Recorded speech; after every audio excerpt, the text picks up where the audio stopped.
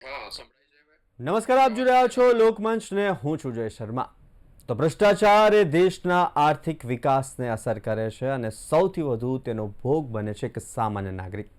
અને ત્યારે સવાલ એ થાય છે કે આ રાક્ષસને નાથવા માટે કાયદાની કડકાઈ વધુ અસરકારક છે કે પછી લોકજાગૃતિ? આ એક મોટો સવાલ છે અને આજના ડિબેટમાં આ જ વિશે કરીશું ચર્ચા। કારણ કે ભ્રષ્ટાચારના મૂળને કેવી રીતે ઉખાડી શકાય। છેલ્લા 10 વર્ષની વાત કરીએ તો છેલ્લા 10 વર્ષમાં સરકારી કર્મચારીઓ સામે ભ્રષ્ટાચારની 1 લાખ ફરિયાદો કરવામાં આવે છે। પરંતુ તેનાથી પણ વધુ ચિંતાજનક પ્રશ્ન એ બાબત છે કે એસીબી દ્વારા ચાર્જશીટ થયેલા કેસોમાંથી માત્ર 12% સાબિત થયા છે અને તકેદારી આયોગ પણ તે વસ્તુ સ્વીકારે છે કે આરોપ સાબિત થયા પછી પણ પ્રકરણોને ક્યાંક નાની સજા આપીને બંધ કરી દેવાય છે। આ કેમ અટકતો નથી ભ્રષ્ટાચાર અને કેવી રીતે અટકાવી શકાય ભ્રષ્ટાચાર તે વિશે ચર્ચા કરીશું। આ ચર્ચા કરવા માટે આપણી સાથે ગેસ્ટ પેનલમાં ઉપસ્થિત છે અંબાલાલ ચૌહાણ, નિવૃત્ત પોલીસ અધિકારી, પ્રશાંત ગઢવી, રાજકીય વિશ્લેષક અને સંજય ઇઝાવા, એક્ટિવિસ્ટ। અંબાલાલભાઈ, પ્રશાંતભાઈ અને સંજયભાઈ, આપનું સ્વાગત છે લોકમંચમાં। જી નમસ્કાર। અંબાલાલભાઈ, સૌથી પહેલા તો આપણે એસીબીની વાત કરીએ તો એસીબીના ચાર્જશીટમાં થયેલા કેસોમાં જે અત્યારે આંકડો સામે આવે છે એમાં ખાલી 12%, એટલે ધારી કે આપણે 100 કેસ થયા છે, 100 ફરિયાદ થઈ છે, એમાંથી ખાલી 12% જ જે સાબિત થાય છે। અને ત્યાં પાછળના ક્યાંક મુખ્ય કારણો શું હોઈ શકે કે બીજા બધા કેસોને ક્યાંક હલકામાં લેવામાં આવે છે કે યોગ્ય તપાસ નથી થતી કે પછી એસીબીમાં જ ભ્રષ્ટાચાર? જોવા જતા આપે જે 3 પોઈન્ટ જે ઉપાડ્યા છે, ત્રણેય પોઈન્ટનો એનો પોતપોતાની રીતે ફાળો છે। મુખ્ય વસ્તુ જે છે એ તપાસ યોગ્ય રીતે થતી નથી, ચાર્જશીટ યોગ્ય રીતે થતા નથી, જે કોઈ નિવેદનો લેવામાં આવે છે એમાં અરસપરસ ઘણા બધા વિરોધાભાસ હોય છે। અને જે સાક્ષીઓ છે એ પણ જ્યારે ક્રોસ એક્ઝામિનેશન કે થતી હોય, કોર્ટમાં જ્યારે એમની જુબાની થતી હોય ત્યારે એમને ફોડી નાખવામાં આવે છે અથવા ફૂટી જાય છે। અને છેલ્લે જે મુદ્દામાલ હોય છે એની જે સળંગ લિંક એમ થવી જોઈએ, પહેલા ફરિયાદ, પછી મુદ્દામાલ, પછી એરેસ્ટ, એ લિંકમાં ક્યાંક ને ક્યાંક વચ્ચે ગાબડા પડે છે। એટલે આ જે જેને ગુના સાબિત થાય છે એનું પ્રમાણ આટલું ઓછું છે, 12%। 12% તો મને પણ જે આપણે પરાપૂર્વથી ચાલ્યું આવ્યું છે એના કરતા થોડુંક વધારે લાગે છે। બાકી જોવા જતા 2-5%થી વધારે એમાં કન્વિક્શન રેટ હોતો નથી। અને જે પણ આ કન્વિક્શન થાય છે એમાં પણ છેલ્લે હાઈકોર્ટ અને છેલ્લે સુપ્રીમ કોર્ટ એ રીતે એ હોય છે, એટલે પ્રમાણ મને લાગે છે ઓછું છે। અને આમાં બધા જ પોઈન્ટ એમાં એ સાથે અંદર સંકળાયેલા છે। પ્રશાંતભાઈ, આપણે ઉધઈની એક ઉદાહરણ આપીએ કે એક ઝાડ છે કે ફર્નિચર છે કે લાકડાની કોઈ પણ વસ્તુ છે તેમાં ઉધઈ લાગી જાય પછી એનો નાશ જ થતો હશે। ગમે તેટલા કીટનાશક તેની અંદર નાખીએ પરંતુ ક્યાંક ને ક્યાંક થોડા સમય પછી ફરી એકવાર એ ઉધઈ એ ભરડો લે છે અને તે લાકડાનો નાશ કરે છે। અને ભ્રષ્ટાચાર પણ અત્યારે સિસ્ટમથી જે થઈ રહ્યો છે, આપણે થોડા સમય પહેલા પણ વિપક્ષ દ્વારા કેટલાક ભ્રષ્ટાચારને બહાર ખુલ્લા પાડવામાં આવ્યા, તપાસ થાય છે, પણ તપાસ પછી આરોપી પકડાય છે કે નહીં તે એક મોટો સવાલ થાય છે। શું કહો છો? ભ્રષ્ટાચાર એ આપણા સૌના ડીએનએમાં આવી ગયું છે અને એક સિસ્ટમનો સૌથી મોટો કેન્સર જેવો સડો છે, જેણે આખી બોડીને એટલે સિસ્ટમની બોડીને કોતરી ખાધું છે। તમે કીધું 12% જ કેસ દાખલ થાય છે, એટલે એવું માનવાનું કે 12%, સોરી, એ 100 ખાલી 12% જે કેસ છે તે કમ્પ્લીટ થાય છે। 5%માં જ સજા થાય। એટલે એ જ કહું છું, 12%માં સજા થાય, 5%માં થાય, 20%। એટલે હું એવું માનું છું કે આ દેશમાં 12% લોકો જ ભ્રષ્ટાચાર ઈચ્છતા નથી એવું માનવાનું। બાકી 88% લોકો એવું જ ઈચ્છે છે કે આપણું કામ જ્યાં સુધી પતી જતું હોય પૈસા આપીને, લાંચ આપીને, ત્યાં સુધી આપણે કોઈ બીજી માથાકૂટમાં પડવું નથી। એટલે ભ્રષ્ટાચાર કેવી રીતે અટકાવી શકાય એના માટે છે ને મૂળમાં જવું પડે, માયલો જગાડવો પડે કે જેને જે ટેબલ, જે કામગીરી સોંપી છે અને એના માટે એને જે પગાર મળે છે એ જ એના માટે સર્વસ્વ હોવું જોઈએ। આજે સિસ્ટમમાં તમે સિસ્ટમવાળા ભ્રષ્ટાચાર માગે એના કરતાં પેલું નથી કે લાંચ આપવા લેવા કરતાં આપવા વાળો વધારે મોટો ગુનેગાર છે। આપણે પણ દરેક જગ્યાએ પહેલા આપણે ખાંચો શોધીએ કે સાહેબ પૈસાથી કામ પતતું હોય તો પોલીસ વાળો તમને એમનામ ઊભો રાખે, તરત જ પતાવો ને સાહેબ, પણ શેના માટે પતાવવાનું? તમારી પાસે લાયસન્સ છે, પીયુસી છે, કાગળિયા છે, ઇન્સ્યોરન્સ છે, પતાવવું કેમ છે તમારે? એટલે આપણે લોકો આને એક આપણી સિસ્ટમ બનાવી દીધી કે પૈસા આપો અને કામ કઢાવો. એટલે હવે દરેક જગ્યાએ પટ્ટાવાળાથી લઈ અને પ્રિન્સિપલ સેક્રેટરી સુધી આમ જોવા જાવ તો, અને પટ્ટાવાળા શું કે પોલીસમાં કોન્સ્ટેબલથી લઈ અને ડીજીપી સુધી બધે આ એક સિસ્ટમ બની ચૂકી છે. અને સિસ્ટમમાં આપણે બધા સેટ થઈ ગયા છે કે ભ્રષ્ટાચાર આપવો, ભ્રષ્ટાચાર કરવો.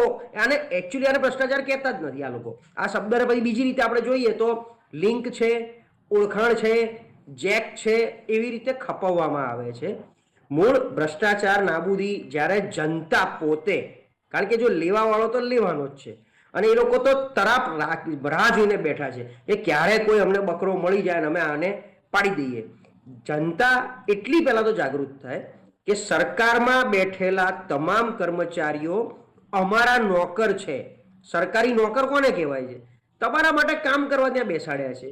તમારી પાસે એક એસ્કેલેશન મેટ્રિક્સ હોવું જોઈએ કે ભાઈ તમે ક્લાર્ક ના સાંભળે તો ઓફિસ સુપ્રિન્ટેન્ડન્ટ, એ ના સાંભળે તો એની ઉપરી અધિકારી મેનેજર, એ ના સાંભળે તો એનો ઉપરી. આમ તમારે ક્યાંક ને ક્યાંક જવું તો પડે, પણ એ ન જવું પડે એના માટે સરકારે સિસ્ટમ બનાવવી પડે કે જે દિવસે જનતાને ફેસ કરવાનું બંધ થઈ જશે, સિસ્ટમ્સ એવી સ્ટ્રોંગ થઈ જશે કે જનતાને તમારે ફેસ જ ના કરવાની હોય અને દરેક વસ્તુ ઓનલાઈન અથવા બીજી કોઈ પ્રોસેસથી થઈ જાય અને એના ચોક્કસ સમયગાળામાં મર્યાદામાં પૂરી થઈ જાય.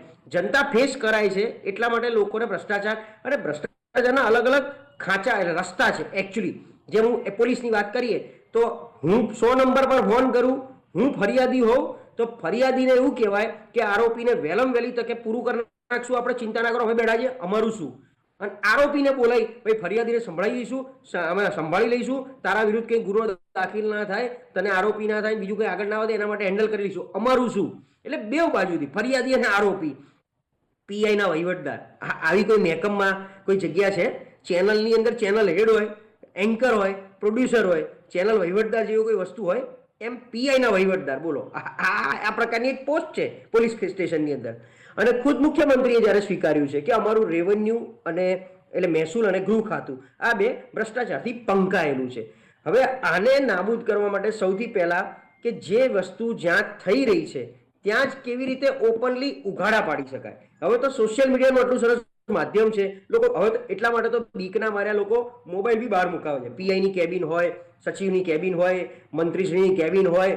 એટલે પહેલા માયલો જગાડો કે મારે આપવો નથી, એના માટે કદાચ એકાદ બે વાર મારે મારા કામને ક્યાંક ડિલે થશે, બીજું કંઈ થશે, પણ ઉઘાડા પાડવા પડે કે આ કામ અચ્છા જેણે માગ્યો છે એને તમે એકવાર હિંમત તો કરો. અચ્છા, કારણ કે રોકડાથી થાય છે. એસીબીની અંદર ફરિયાદ લોકો કરતા નથી. બહુ જ જાગૃત નાગરિકો જ એસીબી સુધી જતા હોય, બાકીને એમ હોય છે કે ભાઈ પતે ત્યાં સુધી પતાવો ને. એટલે આ ભ્રષ્ટાચાર કોઈ બી રીતે અટકી શકે એમ નથી. અમે તો બહુ બધી રીતે આના ક્યાંક ને ક્યાંક સાક્ષી રહ્યા છે, ક્યાંક ને ક્યાંક વિક્ટીમ રહ્યા છે, ક્યાંક ને ક્યાંક પીડિત પણ રહ્યા છે. આની રજૂઆત બધી જ જગ્યાએ અમે કરી ચૂક્યા છે, પણ આપણા એક લેવલે કેવું કે આપણે ઉપરી અધિકારીનો અપ્રોચ સારી રીતે કરી શકીએ છીએ, જે જનતા નથી કરતી એટલા માટે તકલીફ પડે છે. ભ્રષ્ટાચાર આપવાનું બંધ થશે તો લેવાનું બંધ થશે. હવે આપવાનું આપણે બંધ કરવું છે કે નથી કરવું એ આપણી ઉપર છે. હું આ બધો ઓળિયો જનતામાંથી ઢોળતો નથી, પણ હું જનતાને એક હિંમત આપવા માંગુ છું કે દરેક વ્યક્તિ તમારી કામ કરવા માટે બેઠેલો છે, એને અલગથી પૈસા આપવાની જરૂર જ નથી. એ પછી તમારે 7/12 ઉતારાથી લઈ કલેક્ટર ઓફિસથી માંડી ને ગાંધીનગરની કોઈ પણ ઓફિસ સુધી તમે આવો, કોઈ જરૂર જ નથી તમારે. તમે પ્રોપર પ્રેઝન્ટેશન આપી પ્રોપર વ્યક્તિ સુધી હા ખુશ થઈને, હવે પાછો નવો શબ્દ રાજી થઈને જે આપો એમાં રાજી થાય એટલે આપીએ એ પાછું સામેવાળાને રાજી ના થાય એટલે નારાજગી વ્યક્ત થાય, નારાજગી વ્યક્ત થાય એટલે એનું કામ ડિલે કરે. આ તો સિસ્ટમ જ સુધારી શકે, બાકી આનો કોઈ ઈલાજ નથી. હા, ભ્રષ્ટાચારનો પૈસો હદતોય નથી. અમે તો એ કહીએ છીએ કે જે વ્યક્તિ 2 નંબરના પૈસા લે છે એના પૈસા પછી 2 નંબરમાં જ જતા હોય છે. એટલે હવે એની ઉપર આપણે બહુ ચર્ચા નથી કરવી. ઓવરઓલ ભ્રષ્ટાચાર સૌથી પહેલા જનતાએ થોડીક હિંમત કરી, મેં કીધું કે આપવો નથી એવું એક નક્કી કરી લે અને એકવાર એક સાયકલ પૂરું કરો ભ્રષ્ટાચાર વગર કેવી રીતે થાય છે ચેક કરો, એટલે ઓટોમેટિક આ લિંકેજીસ આગળ વધતું જશે. સંજયભાઈ, પ્રશાંતભાઈ એક ખૂબ સરસ વાત કરી કે ભ્રષ્ટાચાર થાય છે કેવી રીતના, જ્યારે તમે આપો છો ત્યારે થાય છે ને. અને જ્યારે આ રાજી થવા વાળી વાત છે, તો સંજયભાઈ આખી જે સિસ્ટમ છે તેની અંદર કોઈ પણ કામ કરાવવું હોય ને, તો પ્રશાંતભાઈ એક બહુ સરસ વાત કરી કે જોવો ને કઈ થાય હોય તો જોઈ લો ને સાહેબ, આપણે પતાવી દઈએ. એ પતાવવા વાળું જો નહીં હોય તો ભ્રષ્ટાચાર જ નહીં થાય ને, શું કહેશો? જી, સૌપ્રથમ આ ભ્રષ્ટાચાર એટલા માટે થાય છે, સરકારના ઈચ્છા શક્તિ નથી આમાં ભ્રષ્ટાચાર ઓછું થાય, અથવા લોકોને જાગૃતિ આ ભ્રષ્ટાચારના વિરુદ્ધમાં અવાજ ઉઠાવવા માટે જાગૃત નથી કરવું, આ ઈચ્છા શક્તિ નથી, એટલા માટે ભ્રષ્ટાચાર વધી રહ્યો છે. કારણ કે પ્રશાંતભાઈને ઘણી બધી વાતો જોડે સહમત છું, છતાં એક ડિટેલ્સમાં હું એવી રીતે સમજાવવા માંગુ છું. જ્યારે પણ જાગૃત નાગરિકો કદાચ ભારતની અંદર 2%, 3%, 5% જે ફરિયાદ કરતી જે નાગરિકો છે, તો એ પ્રમાણે જો ફરિયાદો વર્ષે વધવું જોઈએ, જે ગ્રોથ જે છે એ વધવું જોઈએ, જે ફરિયાદ વધવું જોઈએ, એની સામે એક્શન એવી રીતે લેવાવું જોઈએ, એ પ્રમાણે એનો શિક્ષાત્મક જે પ્રક્રિયા છે એ વધવું જોઈએ, એ અધિકારીને ફરી ફરજ પર લેવું ના જોઈએ, એને કાયમ માટે એને ડિસમિસ કરીને એને ઘરે મોકલી દેવું જોઈએ. તો આ એના ઘરમાંથી, એના ફેમિલીમાંથી પછી કોઈ પણ વ્યક્તિને જો આ પ્રમાણે સરકારી નોકરી ના મળવું જોઈએ. તો આવું બધું કાયદાઓ જ્યાં સુધી અમલમાં ના આવે ત્યાં સુધી કોઈ પણ પ્રકારનો ભ્રષ્ટાચાર બંધ થાય એવી સપના રહી જવાની વાત છે. કારણ કે જ્યારે ભ્રષ્ટાચાર માટે તમે કોઈ ફરિયાદ આપો તો એ ફરિયાદ પછી તાત્કાલિક એસીબી ડિપાર્ટમેન્ટ જો ક્લાસ 1 અધિકારીથી નીચેના અધિકારી હોય તો જ ભ્રષ્ટાચારની અધિનિયમની અંદર રહીને એ કામ કરે છે. અને પુરાવા તમે આપો તો એ ભ્રષ્ટાચાર માટેનું એ જે તે ડિપાર્ટમેન્ટમાં અથવા પોતે જે ફરિયાદને ગંભીરતા ધ્યાને લઈને પોતે તપાસ કરે છે. જ્યારે ક્લાસ 1 અધિકારી અથવા આઈપીએસ અથવા આઈએએસ અથવા જીએસ અથવા એ કક્ષાના ઉચ્ચ કક્ષાના અધિકારી સામે તમે કોઈ ફરિયાદ કરો છો, ત્યારે એસીબીને આ એક ફરિયાદ તાત્કાલિક એટેન્ડ કરવામાં કશે ને કશે પ્રતિબંધ આવે છે, કશે ને કશે સરકારની મંજૂરીની જરૂરિયાત હોય છે. અને આ પ્રકારના મંજૂરી જ્યાં સુધી નરેન્દ્ર મોદી સરકાર ભારતમાં બન્યું નહોતું ત્યાં સુધી આ બધું વ્યવસ્થિત ચાલતું હતું એમ કહેવા જાય તો. ત્યાર પછી એને જેમ 2014માં વડાપ્રધાન તરીકે બની ગયા ત્યારે આ દેશમાં એક કાયદામાં 2016ની અંદર એક અમેન્ડમેન્ટ કરીને આ જે ક્લાસ 1 અધિકારી સામેનો જે તપાસ માટેનો જે મુદ્દો છે એ કાઢી નાખ્યું છે. કારણ કે એને સરકારની મંજૂરીની જરૂર પડે છે એવું એની અંદર ઉલ્લેખ કરવામાં આવ્યો છે. પણ જ્યારે આ સરકારની મંજૂરીની જરૂર પડતો તેવા હજારો મંજૂરી સરકાર પાસે પેન્ડિંગ પડ્યું છે હાલની સ્ટેટસમાં, અને એ મંજૂરીના અભાવે ઘણા બધા કામોમાં તપાસ નથી થતી. જે તપાસ થઈ ગયેલું છે એમાં પણ કદાચ ચાર્જશીટ નથી થતી, જે ચાર્જશીટ થયું છે એમાં પણ યોગ્ય શિક્ષાત્મક પગલા નથી થતી. એટલે સરકાર અને અધિકારીઓ બંને વચ્ચેનું એક આ બ્રિજ કહેવાય, બંને બાજુ જવા માટેનું એક બ્રિજ છે, સાતગાંઠ છે, ચાલે છે. કારણ કે અધિકારીઓ જ્યારે ભ્રષ્ટાચાર કરતા હોય ત્યારે સરકાર એના માટે એનું સંરક્ષણ બનાવે છે. અને જ્યારે સરકારના પદ ઉપર બેહેલા પદાધિકારી તરીકે બેહેલા કોઈ પણ વ્યક્તિ તમે કોઈ ફરિયાદ તમે ઉઠાવો ત્યારે એમને પોલીસ હોય અથવા અન્ય જે કક્ષાનું કલેક્ટર કચેરી હોય અથવા અન્ય કોઈ પણ મેજિસ્ટ્રેટ લેવલના અન્ય કોઈ પણ અધિકારીઓ એને સાવરી લેવામાં આવે છે, એને બચાવવામાં આવે છે. એટલે બંને વર્ષ એક કોન્ટ્રાક્ટ આની અંદર થઈ ગયું હોય એવું અત્યારે હાલમાં દેખાઈ રહ્યા છે. એટલે જાગૃત નાગરિકો ભલે ગમે એટલા ફરિયાદો કરે તો આ એક પ્રશ્ન ઉપસ્થિત થયે છે. અને આ પ્રકારનો જો પ્રશ્ન જ્યારે એક આખું શાસન જે જગ્યા ઉપર જોવા મળે છે ત્યાં આ સૌથી વધારે આ પ્રશ્ન ઉપસ્થિત થાય છે. કારણ કે જે રાજ્યમાં 5 વર્ષે જો સરકાર બદલી જતું હોય, જો સરકાર વિપક્ષનો સરકાર આવતું હોય અથવા નવા કોઈ ટીમને સરકાર આવી જતું હોય, એ ઉદાહરણ તરીકે તમે રાજસ્થાન જોઈ શકો છો, કર્ણાટક જોઈ શકો છો, તમિલનાડુ જોઈ શકો છો, કેરલા જોઈ શકો છો. આ બધી જગ્યા ઉપર અધિકારીઓને ખબર છે કે આ 5 વર્ષ જ આ વ્યક્તિ અહીંયા રહેવાના છે, પછી તો આપણે બીજા કોઈ પણ વ્યક્તિ પદાધિકારી તરીકે અથવા મિનિસ્ટ્રીમાં આવશે એટલે આપણે કોઈ પણ સંજોગોમાં આપણે કાયદાને સાથે રાખીને કાયદા મુજબ કામ કરવું પડશે. એટલે ગુજરાત કરતા પણ વધારે ગવર્નન્સ અને રિડ્રેસલ સેલ ખૂબ જ ગંભીર રીતે કામ એટલા માટે કરી રહ્યા છે કારણ કે લોકોને ન્યાય પણ મળે છે. તો આ એક સાચું શાસનમાં આપણે અત્યારે માની રહ્યા છે, એટલા માટે આ પ્રશ્નો સૌથી ગંભીર વધી રહ્યા છે. કારણ કે આ પોલિટિકલ પાર્ટીઓને ફંડ અને એને ચલાવવા માટે એને જાહેરાત માટેનો ખર્ચો ક્યાંથી કાઢવું એ બહુ મોટો પ્રશ્ન હોય છે.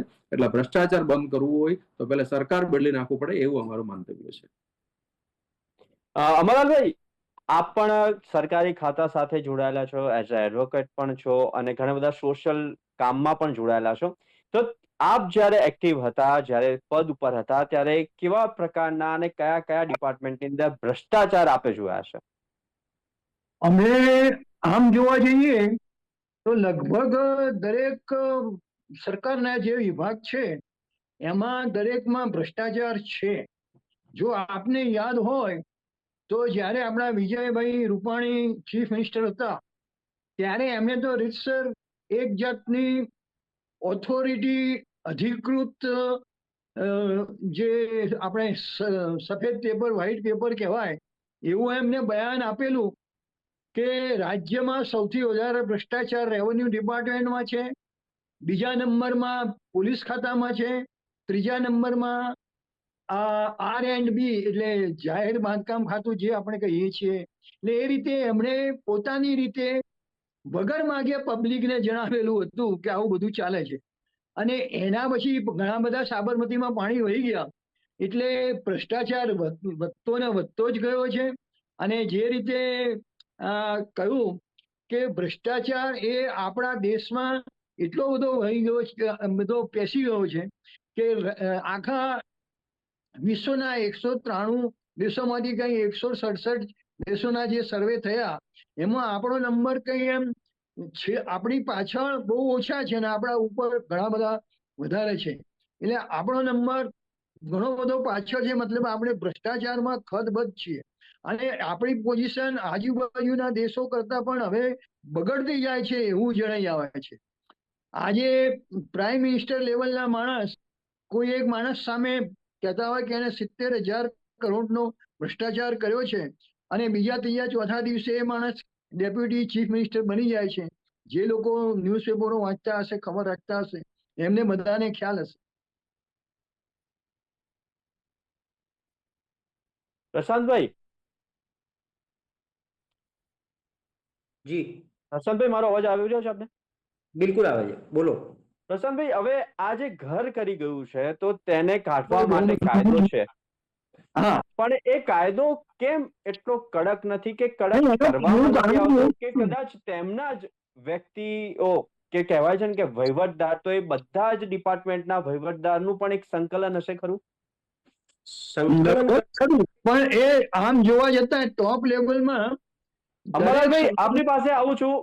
પ્રશાંતભાઈ, સંકલન કરતા બી જેમ તમે કીધું એમ કે આખી એક ચેન હોય, આખી ચેનલ હોય. તમે જોજો તો ઘણા એવું કે આના હપ્તા ઉપર સુધી પહોંચે છે, છેક કમિશનર સુધી જાય છે, છેક કલેક્ટર સુધી જાય છે. એટલે એનો મતલબ કે આખી એક ચેન છે.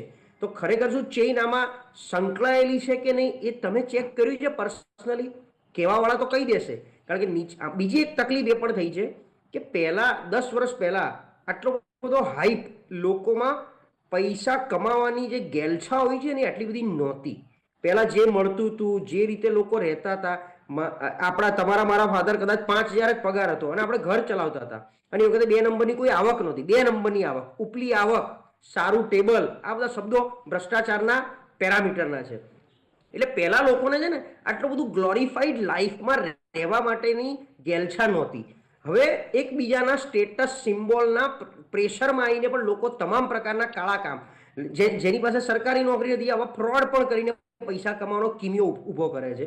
અને સરકારી કર્મચારીઓ એમની પાસે તો ખુલ્લું મેદાન છે, જેટલું ધારે એટલું કરી શકાય એવી પરિસ્થિતિ છે. એટલે આમાં કેવું છે કે આને અટકાવવા માટે સૌથી પહેલા સુપિરિયર બોસ એણે જાગવું પડે.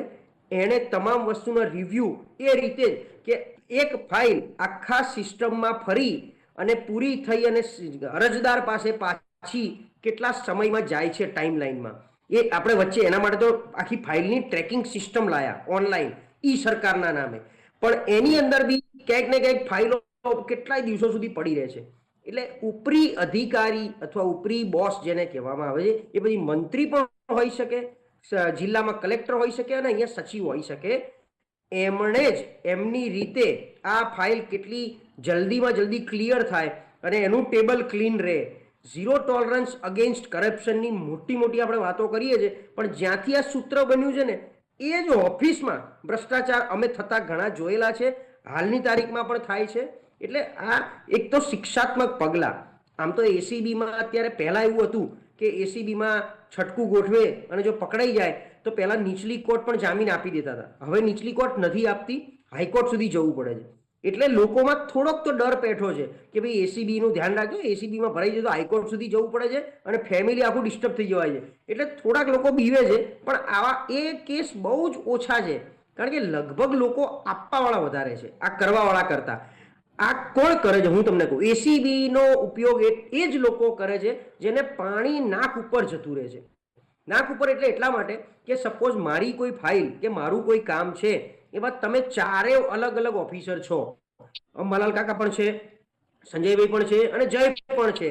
હવે બધા અલગ અલગ ડિમાન્ડ કરે ત્યારે મને એમ થાય કે યાર હવે આ તો બધું પહોંચી નહીં વળાય, કારણ કે સામે મારી પાસે એટલો આવકનો સ્ત્રોત નથી, કાં તો જે કોન્ટ્રાક્ટ માટે હું મથી રહ્યો છું, જે વસ્તુ કામ માટે મથી રહ્યો છું એમાં આટલી મારી આવક નથી, તો હું બધાને નહીં સાચવી શકું. એટલે પછી હું ન છૂટકે એસીબીનો ઉપયોગ કરું. બાકી પતી જતું હોય કે ભાઈ ચલો 2-5% આપીને હું છટકી શકતો હોઉં તો એ બાને મારા તો સ્ટ્રોંગ મજબૂત સંબંધ બનશે અને આગળ મને 5% 15% કમાઈને આપશે. એક આવી ચેઇન પણ બની જાય છે ઓટોમેટિકલી ધંધાની એક લાલચમાં. એટલે ધંધાની લાલચ, અરજદારની વહેલી કામ કરવાની લાલચ, પૂરું કરાવવાની લાલચ, આ બધામાં ક્યાંક ને ક્યાંક સિસ્ટમમાં માણસ ઘૂંચાતો જાય છે, ઘૂસતો જાય છે.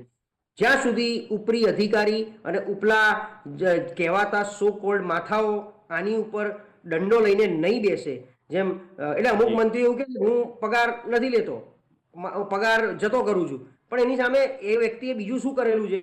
બીજું જે વધ્યું છે આજકાલ કે પાર્ટીના નામે પૈસા, જેમ આપણે ઘણી વાર અમે ઓપનલી બોલતા હોઈએ છીએ કે હવે ભાજપના મંત્રીઓ કે નેતાઓ ભ્રષ્ટાચાર ના કરી શકે એટલે કાયદેસર એક શાસનાધિકારી બેસાડ્યા છે. શાસનાધિકારી એટલે એક વહીવટી અધિકારી જે તે કોર્પોરેશનોમાં, એ લોકો કોન્ટ્રાક્ટરો પાસેથી ચેક લઈ લે કાયદેસર, કારણ કે આપણે રાજકીય પાર્ટીને દાન તો કરી જ શકીએ છીએ.